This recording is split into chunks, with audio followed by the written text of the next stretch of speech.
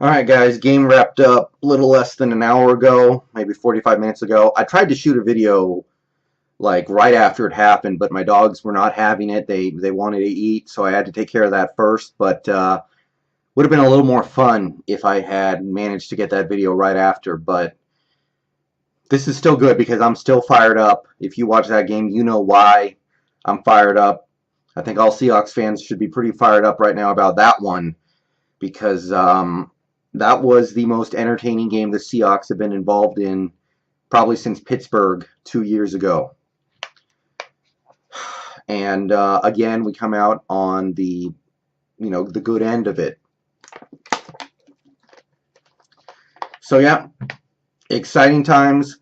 Seattle Seahawks at home against a Houston Texans team with a dynamic offense.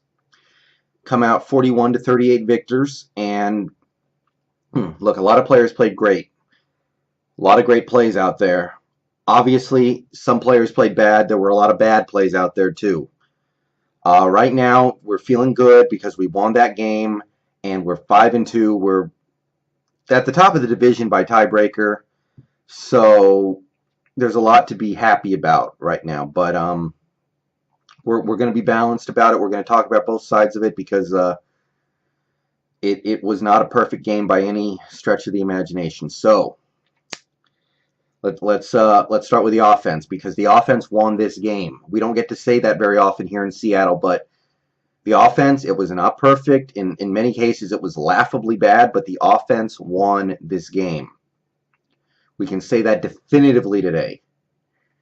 And it was basically one man who carried this offense today, Russell Wilson.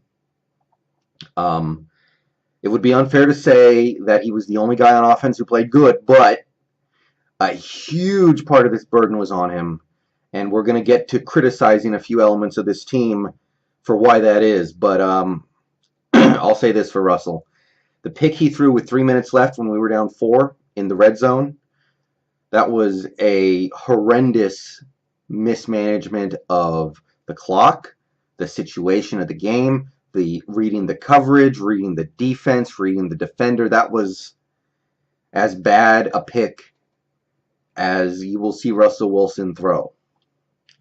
Other than that, you can nitpick here and there. He, probably could have gone to the flats a few times. Instead, he, loaded up for big games and didn't always work out. You can nitpick here and there, but that was one of the best games that Russell Wilson has ever played. Hitting Tyler Lockett down the field for big plays. Paul Richardson had some big plays. Trey Madden out of the backfield, that was a huge play that really helped us keep us in this game. Tanner McAvoy finally did something this year, and yeah, you got to give him credit for making that play. Just a really, really stellar effort from Wilson, and we got to give credit to the people who made it possible, because it wasn't perfect, but the pass blocking of the offensive line today was solid. Wilson had time on almost all of his plays. I thought some of the times that Wilson got pressured, he was running into the pressure. So some of the times he did get hit, I can't even really put it on the line. I thought that, Britt, of course, he always plays good in pass protection. Odiombo, you're not going to win every time against Clowney, especially when you're a guy like Reese Odiombo, but I thought he fought, and he didn't play that terribly out there. Affetti, dumb penalties, pissing me off out there, don't get me wrong. Not his worst game, though. And all in all, we kept Wilson pretty clean back there. He got sacked a couple times. Of course, he got hit plenty, but that's kind of the way he plays. He gets outside of the pocket. He puts himself in situations where he's going to get hit. And for the most part, the pass protection today was solid. And, of course, the receivers. Paul Richardson had the game of his life. I don't know how the hell we're going to pay that dude, but if whatever we have to do to make that happen, it's getting to the point where we need to make sure it happens because that guy is good at football, and I thought he was going to retire a few years ago. Lockett had maybe the best game of his career. Doug Baldwin, not his best game, but he played fine. He contributed to this victory. And I'm going to go ahead and call out Jimmy Graham. I called him out last week in a video specifically addressed at him, and I Maybe I made myself look a little foolish in that video, but I felt like I had to do it because the first 5.5 games of Jimmy Graham's season were so pathetic. He had like 8 drops, 7 or 8 drops. He was not making big plays to make up for it. I had to call him out. But today, he was not part of the game plan early. And then as the game went on, we hit him in the red zone a couple times, and then he caught 2 late touchdowns to win this game. If Jimmy Graham can give us stuff like that the rest of this season, I'm not going to really have much to complain about. He did, lose a jump ball in the end zone from the 1-yard line earlier in the game, but he made up for it, and he was a big part of this win. So, shout out to him. So, that's the positives from this offense. Wilson had the game of his life. P. Rich, Lockett, all these guys just playing their best games of their career probably. Now, there are 2 parts to the complaint you would have on offense. The real complaint. Number 1, this team can't run the ball, and that's on the players. So we're going to talk about the players first. Eddie Lacy, he's not the kind of running back who's going to thrive in this offense. It's just not, it doesn't make sense for Eddie Lacy to be productive in this offense.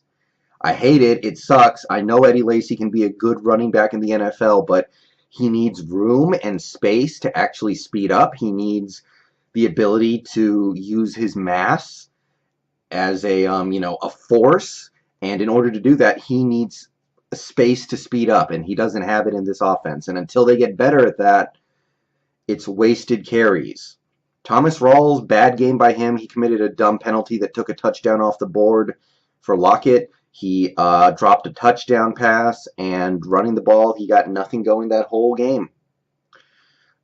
Couldn't run the ball at all with the running backs, and part of that's on the offensive line too. The run blocking was not there today. I get that.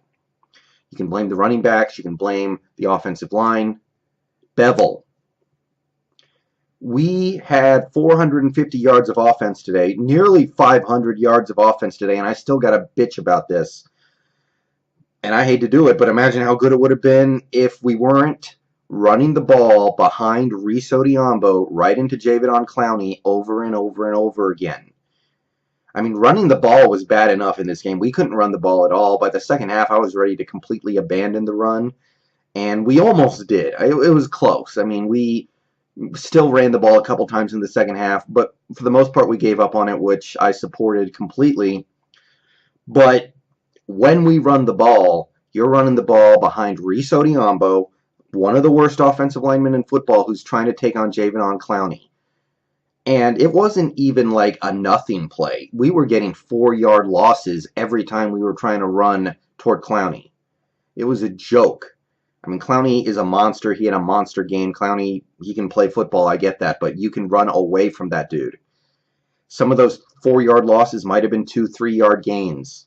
Who knows? But that was driving me nuts as this game went along. That,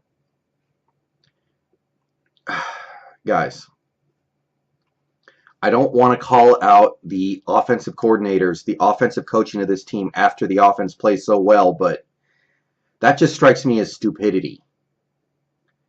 And I don't understand, how would he even justify the game plan we had today? How would Bevel justify running the ball toward Clowney over and over and over again when it was a complete disaster every time? I don't know.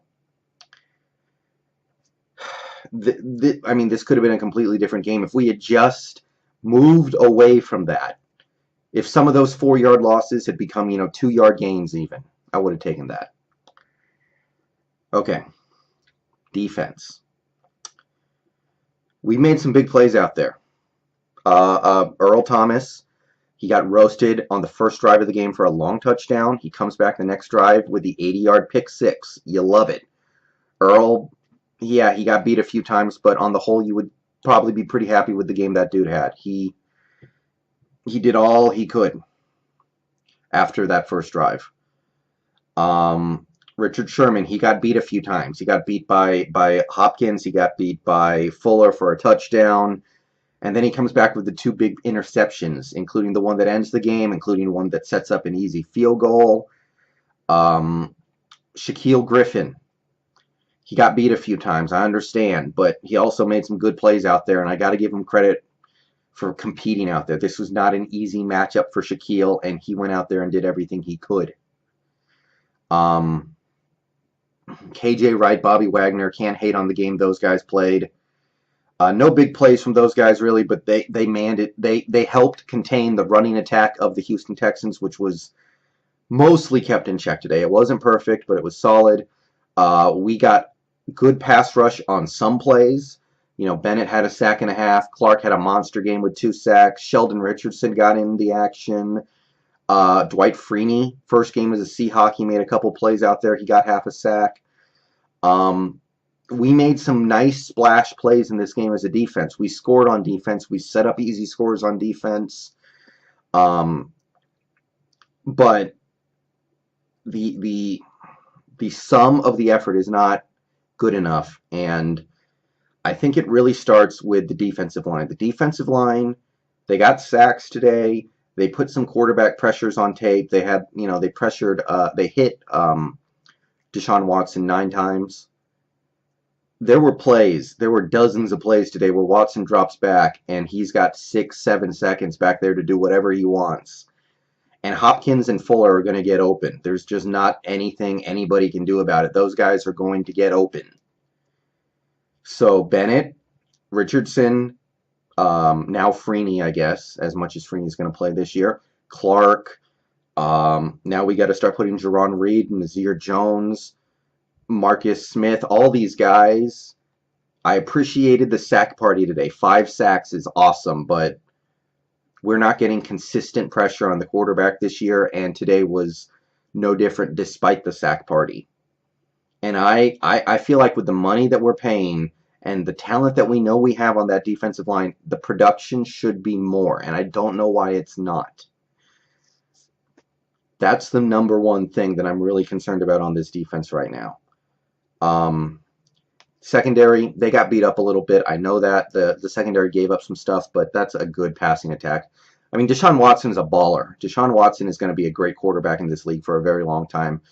I can't say too much bad about this team because they got slapped around a little bit by him. I can understand and respect that. It's that pass rush, guys. That's the main thing. And now, in the glory of what happened at the end of this game, Earl pulled up lame chasing Hopkins on his long touchdown. So now we have to sit around in fear waiting for news about Earl. And I cannot be dealing with an Earl Thomas injury right now. This defense, I think they're on the brink of doing some special stuff this year. But without Earl, it's not going to come together the way that we need it to. It's just not. And I need to see that Earl just had a leg cramp and he's going to be fine. If it's a hamstring injury, I literally, it's going to gross me out too, because Earl was out of the play. The play was over and he was chasing down Hopkins because he wanted to give maximum effort, and he pulls up lame. So please be okay, Earl. Other than that, special teams, guys, Brian Snyder, it's tough for me to believe that he's good at coaching special teams, guys. It's really tough for me to believe that he's actually a good special teams coach at this point. I know he's the GM's brother or whatever, so probably hard to actually fire that dude, but he's not getting it done. We have no return game. We're getting out-returned in most of the games we play. We've got a good kicking game, but I put that on the players more than I do the coaches. In the areas where I feel like the coaching is a factor, we got way too many special teams penalties, and we have no return game.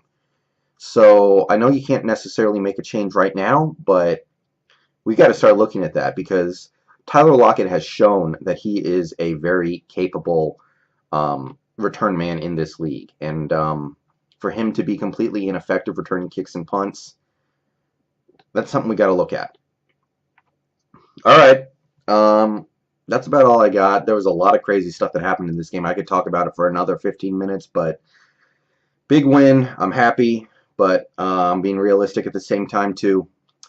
We got Washington next week. I'll make a video for that, of course, and today's the day to celebrate.